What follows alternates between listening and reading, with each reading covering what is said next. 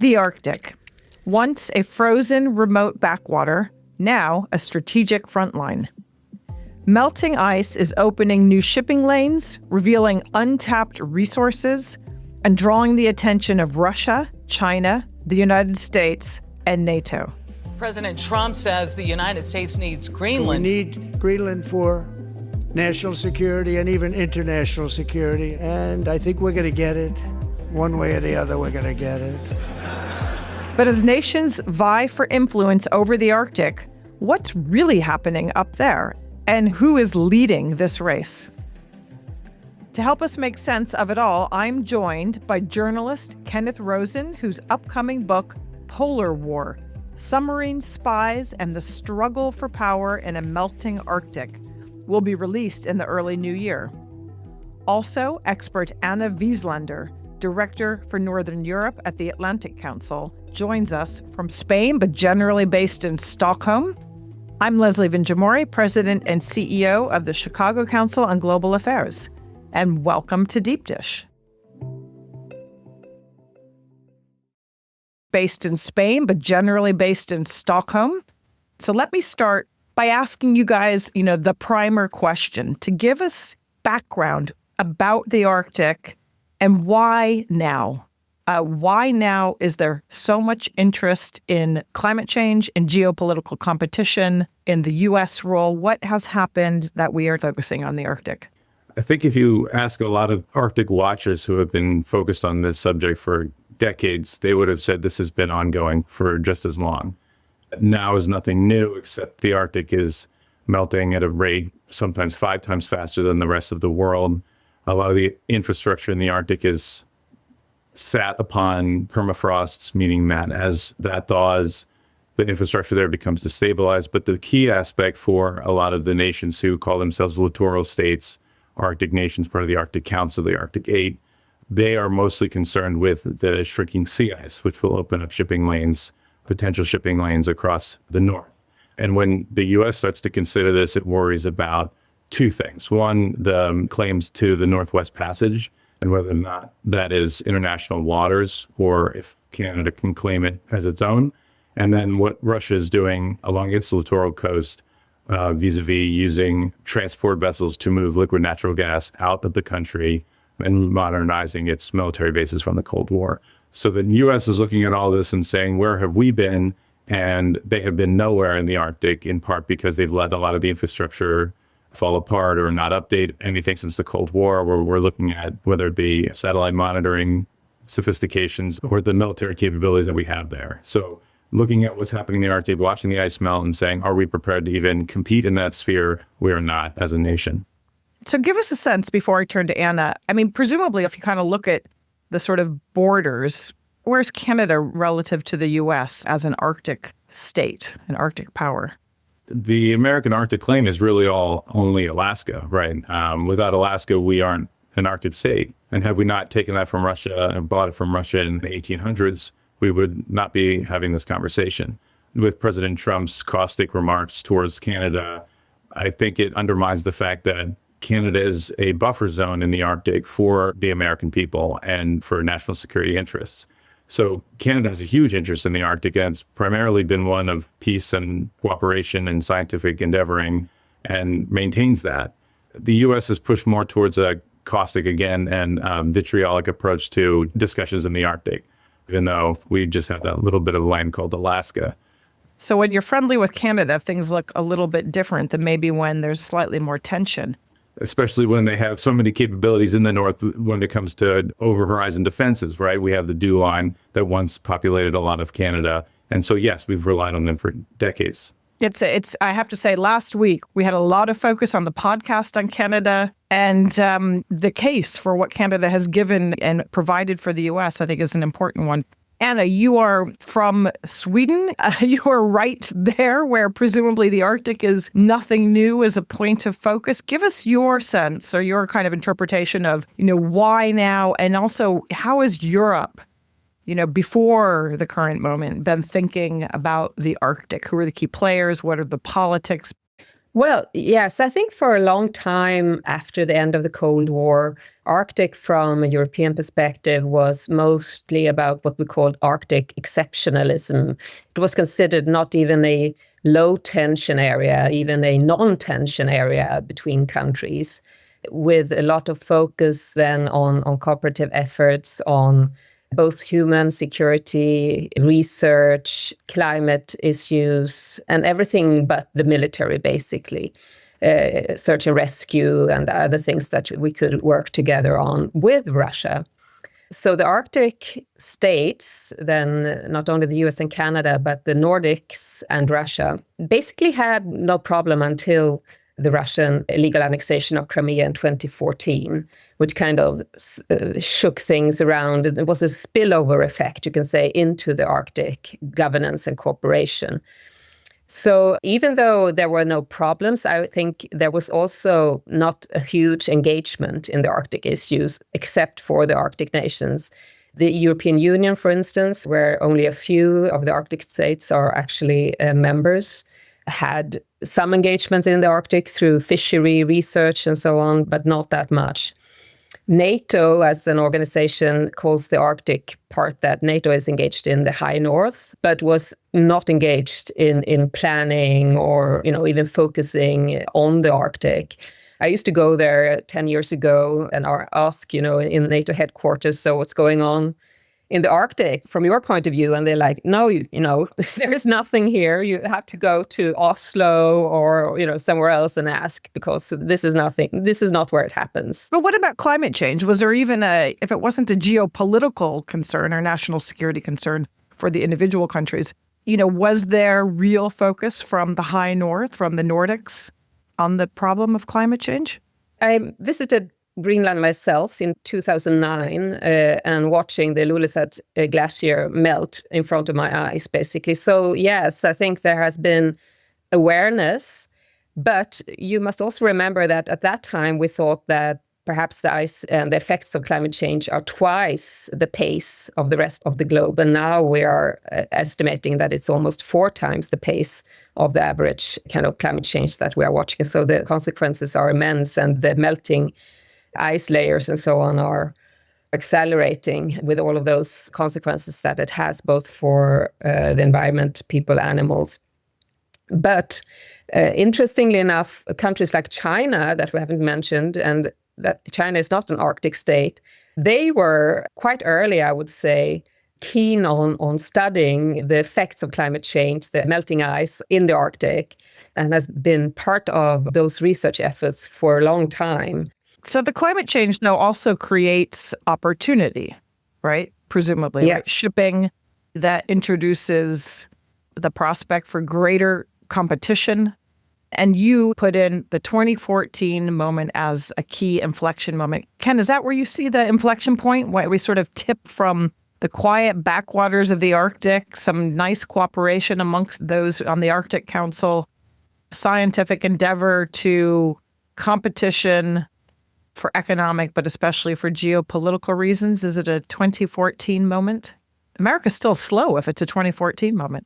For Crimea, 2014, for the Nordic states, certainly. 2014 was an absolute wake-up call. And you can argue that it was the bedrock foundation that led to Sweden and Finland joining NATO when it did, a handful of years later. But I would say 2007 would have been the time that America was like, oh gosh, what's happening in the Arctic? We've totally ignored it since the Cold War, when Russia and several people went down in a submersible and Russia planted flags in the Arctic Ocean at the bottom of the seafloor. So sort of staking claim to the high north and the North Pole. And that year was the same year that then Prime Minister Vladimir Putin said there's nothing to worry about. We're just, doing something cool to show off what we're capable of. But when Americans started to think, well, we should reconsider our positioning in the high north, we should double down on our base in Thule in northern Greenland, which is now Pitifik Space Base, and take a closer look at where our failings are. But it wasn't until the last 5 years that those efforts really sped up. And so, Anna, when does cooperation on the Arctic Council begin to break down? Well, in 2014, there were some of the cooperative formats that were frozen because of this. The CHOD summit that was just formed a couple of years before really did not take off because it was no point in kind of having it. But until 2022, the Arctic Council actually functioned most of it. And at that time, it came this freeze of activities to a much, much larger extent. So for quite many years, I mean, the Russians, and I was in discussions with Russians on the Arctic, that was fully possible because you must remember that the Arctic is not like Antarctica. Most things are regulated among the Arctic states, territories and disputes and so on. And if it has been a process within the United Nations, within the framework of international law. So for a long time, this kind of worked. And it has not been in Russia's interest to rock that boat either, because it serves them that there is some kind of order up in the Arctic. Russia is by far the largest Arctic state with the longest coastline. It has military dominance up there. It has a lot of its natural resources there. In its relation with China, where it's usually the junior partner in the Arctic, it's a bit the opposite, where China has no claim, no territorial claim, and has to play more of a win-win game in order to get its foot into the Arctic, which it's very interested in with the sea routes across the pole. That is what China is aiming for mostly. That would really cut days and days of shipping and make them independent of other routes that are controlled by the US. So this is what they are watching closely. They're building icebreakers. They are putting up the communication systems, satellites, and watching closely through their research network how this is proceeding. So the story that I'm hearing from both of you is a pretty clear focus and strategic long-term thinking about the Arctic from Russia, from China. Ken, you wrote in June of last year a piece on the end of American exceptionalism in the high north. And, you're both intimating that the U.S. hasn't had, and maybe the West, perhaps, a unified, coherent strategy to kind of deal with the competition that might be coming from China and Russia. Tell us more about that, Ken. I remember when I was traveling in northern Sweden, Finland had just acceded and Sweden was coming shortly. And the military planners that I was speaking to were saying they were so grateful because there had been for a very long time a big gray emptiness on the military planning maps for the high north, for NATO's, what some people refer to as NATO's Achilles heel. So this really unified the ability to plan and project power across the north, having those two countries join NATO. And the U.S. benefited from this because it was able to support its allies, station troops there. There were defense cooperation agreements that fell into place shortly thereafter between Finland and the U.S. and Sweden and the U.S., with Secretary of State Blinken coming out there to agree that American troops and American equipment could now be pushed farther north. For a long time, that wasn't the case in northern Norway. So the U.S. benefited a lot, primarily because all the Americans have is Alaska and northern Greenland. So defense strategies have changed radically in the last 4 years, 5 years. To say that the U.S. is carrying any weight, I don't really know. The proficiencies there are lacking. What the Swedish armed forces and what the Norwegian armed forces and the Finnish border guards and military forces can offer the U.S. great abundance. But whether or not the Americans are willing to take it and use it to their advantage is yet to be seen. So, we're now in this very strange moment where President Trump has taken an antagonistic relationship towards Canada. We've heard about the importance of Canada in the Arctic, where, the relationship between the U.S. and Europe is rocky. And again, where the competition and the insecurity between the transatlantic community and Russia and also China is accelerating and very intense. Give us your sense, Anna, of how Europe is able to meet this moment.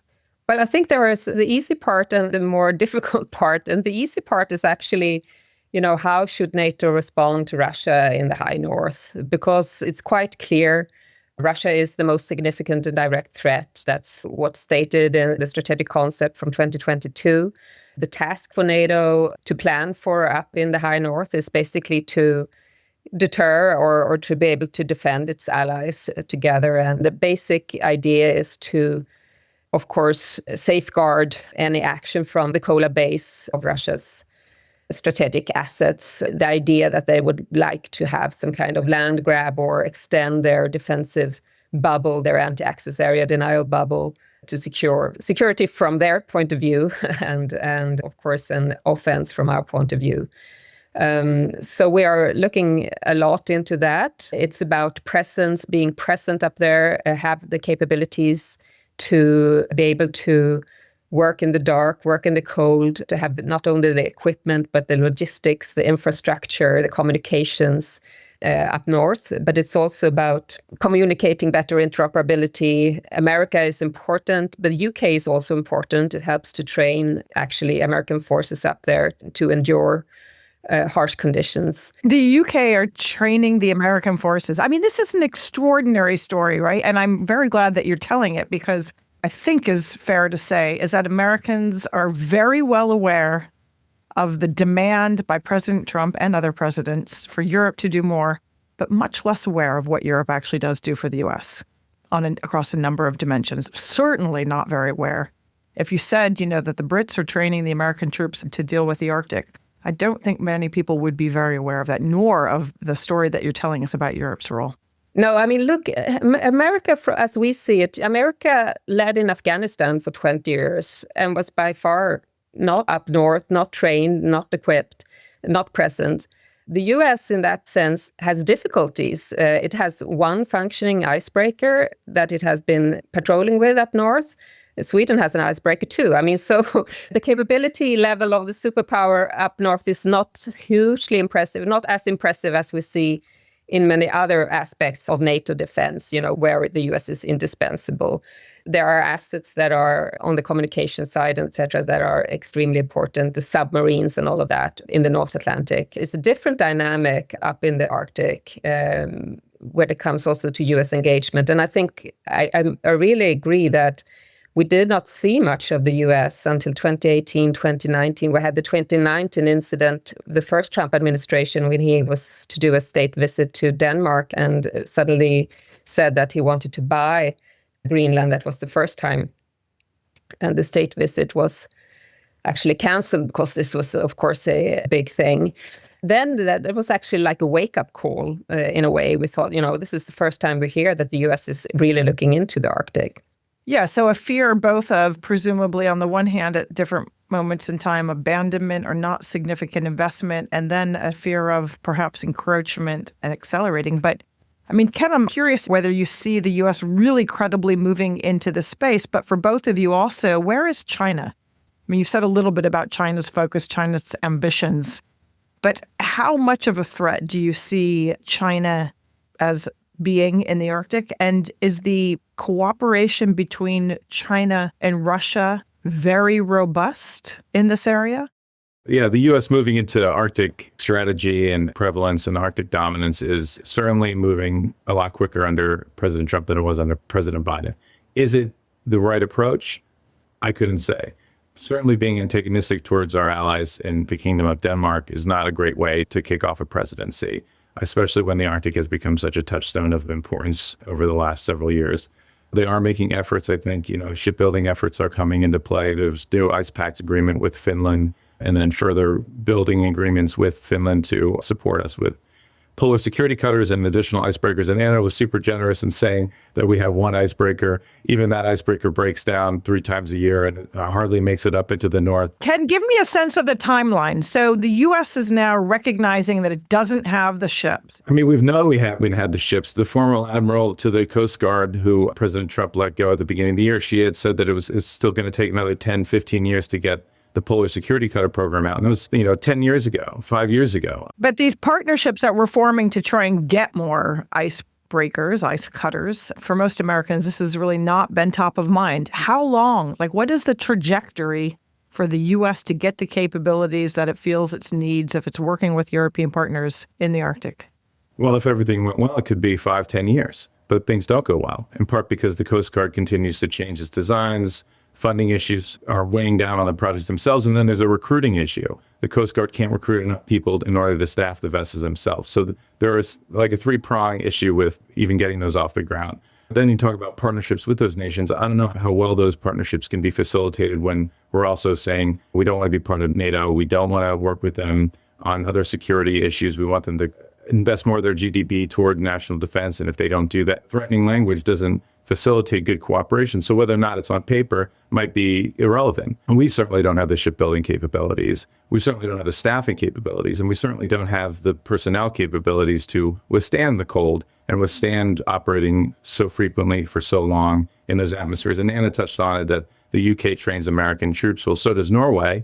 But we rotate in a brigade of Marines for 3 months every year in northern Norway. They learn how to live in the cold, then they leave and they never come back. So there's this longevity issue too, where the knowledge sharing doesn't exist among partner forces in both America and NATO. And when the American people think, why do we need more icebreakers when all the ice is melting? It's a really hard sell in Congress, right? Why are we spending that money on something that won't be necessary in 10, 20, 15 years if scientists are saying that summers will be ice-free in the Arctic by 2030? But you need that projection, like Anna noted. You need that presence. You need to be able to say that you can operate in all sorts of atmospheres, not just the Middle East, not just the Pacific. And Anna, China and Russia in the high north and the Arctic, how strong is that partnership and how aligned are their interests? Yes, well, so I see their global alignment or partnership play off in the Arctic as well. It has done that for quite some years. But with China being able to offer not only research facilities or resources, but trying to create economic advantages and looking for opportunities, as the Chinese say themselves up there. Gas facility is sponsored by China, for instance. They own part of that, and we suspect that China has been able to help them out with some of that technology. Where they also do military and Coast Guard patrolling together, but it has been going on for quite some years now. And China has this Polar Silk Road kind of project that they wanted really to hit off in 2018, 2019. There were a lot of offers made to the Nordics on airfields and ports and railroads and tunnels and all kinds of things that China wanted to invest in as a preparation for this trade route that they are envisioning. But most of that did not materialize. The Nordics just did not think that it was a very good idea to have China investing.